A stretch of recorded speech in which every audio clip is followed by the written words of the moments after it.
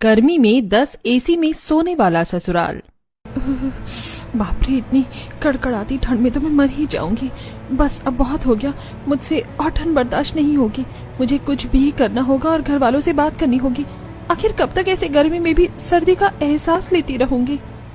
अब प्रीति हॉल में जाती है जहाँ पर सभी 3 एसी चलाकर बैठे हुए थे। सबके लिए ये टेम्परेचर नॉर्मल था, लेकिन प्रीति के लिए बिल्कुल भी नहीं। मम्मी जी, मुझे आप सबसे कुछ बात करनी है। अरे हाँ बेटा, बोल, क्या बात करनी है? मैं कहना चाहती थी कि घर में 10 एसी है और इस तरह 10 एसी के बीच में काम करना मेरे लिए बहुत ज्यादा मुश्किल हो रहा है। अब मुझसे और ज्यादा बर्दाश्त नहीं हो रहा। अब आपको बताना ही होगा आखिर इसका क्या कारण है।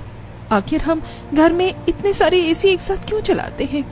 बेटा, मैं तुझसे पहले ही कह चुकी हूँ ना कि इसकी एक वजह है, इसीलिए हम घर में 10 एसी चला रहे हैं और तुझे इन 10 एसी के साथ ही रहना होगा। लेकिन मैं तो परेशान हो गई हूँ। मुझे इतने सारे एसी चलाकर काम करने में बहुत ज्यादा ठंड लगती है और मैंने तो अपने सारे तरीके भी अपना कर देख लिए हैं, फिर भी ठंड लग रही है। लेकिन बेटा, हम कुछ नहीं कर सकते।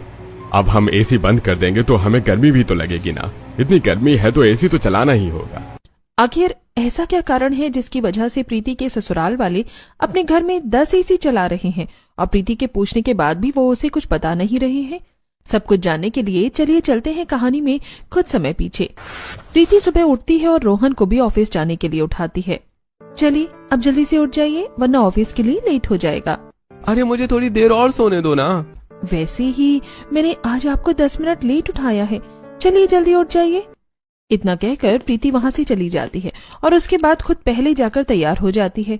तैयार होने के बाद वो रसोई में जाकर खाना बना रही थी। आज सबके लिए काम करती हूँ,